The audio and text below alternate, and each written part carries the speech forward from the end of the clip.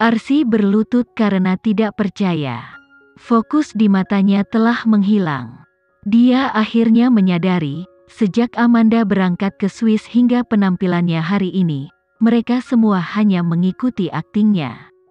Tujuan, untuk membuatnya kehilangan segalanya. Kalian semua berbohong padaku. Mereka telah mencapai titik di mana dia telah menandatangani sertifikat pengalihan sahamnya. Sudah terlambat baginya untuk melakukan apapun. Kakek Arifin berbalik dan berkata kepada pengurus rumah tangga, bawa nona besar kembali ke kamarnya, dan pastikan dia tidak melakukan hal bodoh. Kakek, kamu juga sudah mengetahuinya sejak lama, bukan? Arsy berdiri dan menatap ke arah kakeknya. Jadi kamu bekerja sama dengan mereka untuk menipuku? Kamu menipu cucumu sendiri, namun, bahkan sampai titik ini, kamu tidak akan mengakui bahwa kamu salah, kata kakek Arifin sambil membanting tongkatnya ke lantai. Pengurus rumah, bawa dia pergi. Kakek, aku tidak pernah menyangka bahkan kakek pun akan berbohong padaku. Ini adalah hal yang paling mengejutkan bagi Arsy. Kebanggaan dan kesombongannya adalah karena dia berpikir bahwa kakeknya menyayanginya. Namun, satu-satunya orang yang dia pikir bisa dia andalkan, pada awalnya tidak pernah bisa diandalkan. Tidak butuh waktu lama sebelum Arsy diantar keluar dari ruang makan. Tapi, di sekitar pesta besar itu, hanya Alexa yang berani menggerakkan sumpitnya. Mungkin, para pemegang saham ini akan selamanya mengingat semua yang terjadi di rumah keluarga Geraldine hari ini.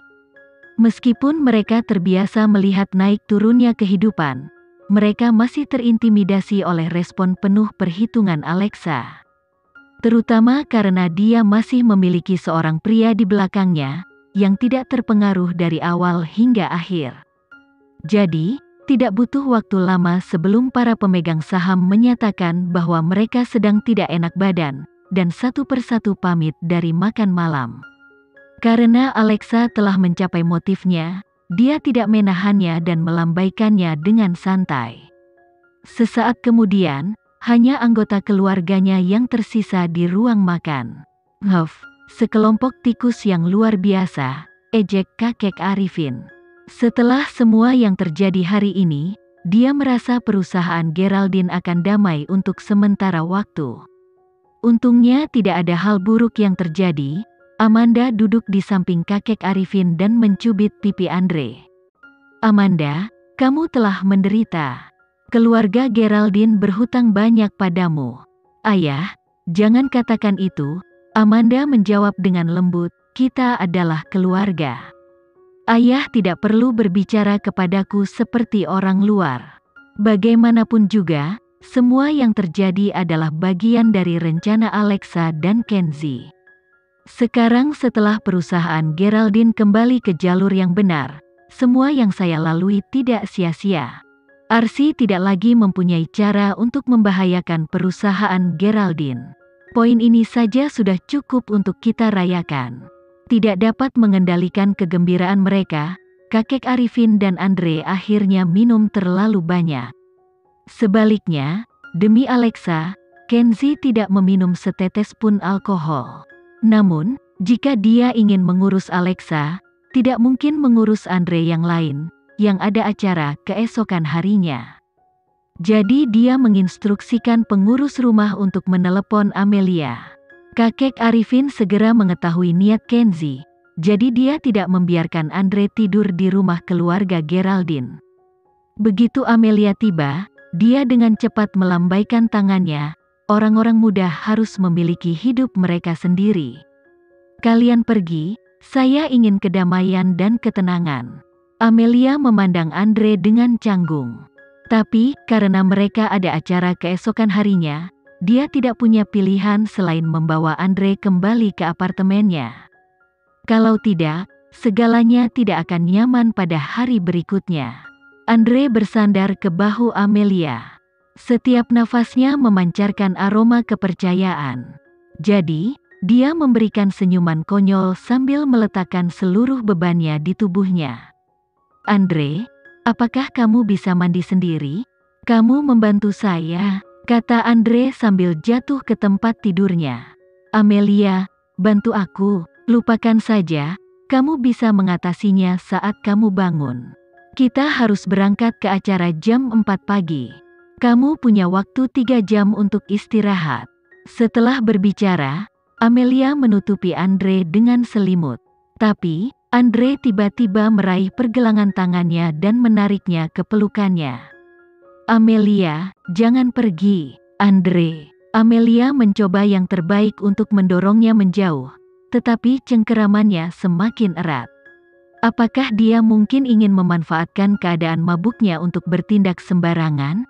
Amelia segera merasakan bahaya. Tapi, saat aroma lembut anggur merah memasuki mulutnya, dia merasakan seluruh tubuh dan hatinya terbawa. Dia tahu ini bukanlah sesuatu yang harus dia lakukan, itu dilarang. Apa maksudnya seorang manajer tidur dengan artisnya sendiri? Mereka tidak berada dalam situasi yang sama dengan Alexa dan Kenzie. Bagaimana dia menghadapi Andre keesokan harinya? Dengan pemikiran ini, Amelia akhirnya melepaskan tubuh telanjangnya dari pelukan Andre. Ini kecelakaan biasa, pikirnya. Seharusnya itu bukanlah sesuatu yang aneh baginya. Besok, yang harus dia lakukan hanyalah berpura-pura tidak terjadi apa-apa. Namun, meskipun Andre mabuk, dia tidak kehilangan ingatannya. Dia sangat menyadari siapa yang dia peluk dan dengan siapa dia akrab. Keesokan paginya jam 3 pagi, Amelia membangunkan Andre seolah tidak terjadi apa-apa. Cepat, bangun dan mandi. Kita harus berangkat jam 4. Amelia, jangan katakan apapun. Aku baru saja bergegas dari rumah, dan aku terlalu lelah untuk berbicara denganmu. Andre sedikit terkejut, dia tidak mengerti apa yang dia maksud dengan kata-kata ini. Dia jelas tidak pernah pergi. Bagaimana dia bisa bergegas keluar dari rumahnya? Kamu minum terlalu banyak tadi malam jadi aku mengantarmu pulang. Jangan khawatir, media tidak mendapatkan foto apapun, jelas Amelia dengan santai. Bagaimana setelahnya? Aku pulang. Setelah berbicara, Amelia menyerahkan pakaian yang telah dia siapkan kepada Andre. Berhentilah mengutak-atik, kita sedang terburu-buru. Andre tidak terlihat senang. Dia tidak mengerti mengapa Amelia menyangkal apa yang terjadi malam sebelumnya. Apakah dia mungkin menganggapnya sebagai kecelakaan?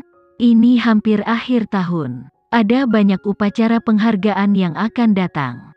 Meskipun kamu sangat populer saat ini, kamu harus tetap rendah hati dan tidak menonjolkan diri, saran Amelia, dengan asumsi bahwa Andre menginginkannya. Andre mendengarkan Amelia sambil mengenakan pakaiannya. Meskipun dia tidak senang di dalam, dia tidak punya niat untuk mengeksposnya.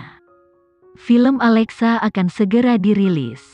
Haruskah kami mengeluarkan sejumlah uang untuk mentraktir penggemarmu ke pemutaran film sebagai bentuk dukungan? Aku serahkan padamu untuk memutuskan. Andre berdiri dan menuju kamar mandi. Dia merasa kesal dan sedih dengan sikap dingin Amelia. Dia tidak mengerti kenapa dia bereaksi seperti seorang wanita. Di dalam hatinya, dia merasa seperti telah ditinggalkan. Bagaimana mereka bisa membiarkan ini berlalu begitu saja tanpa terjadi apa-apa? Andre, perhatikan waktu. Kamu hanya punya waktu 40 menit. Selama beberapa hari terakhir, karena Alexa dan Baim, Pianis menjadi hit besar bahkan sebelum dirilis. Di Indonesia saja, hal ini telah menarik banyak perhatian. Tapi karena sudah mendekati akhir tahun, banyak juga film bertema tahun baru. Jadi, masih soal keberuntungan apakah Pianis benar-benar bisa tampil baik. Lagi pula, untuk bersaing memperebutkan Adipurna Award, masih banyak juga film lain yang tersisa untuk dirilis di akhir tahun. Di atas segalanya, hal yang paling membingungkan semua orang adalah kenyataan bahwa para pemeran film lainnya mati-matian melakukan promosi secara nasional, sementara dua pemeran utama, Pianis, hilang dalam aksi atau mundur dari industri. Belum lagi sutradaranya adalah pendatang baru. Mungkinkah mereka begitu percaya diri? Tuan, juri penghargaan Adipurna tahun ini tidaklah sederhana, dan aktris-aktris yang bersaing dengan Nyonya semuanya sangat mengesankan. Kenzi mengerti apa yang ingin disarankan Gilang. Dia ingin bertanya apakah mereka harus bertemu dengan juri terlebih dahulu.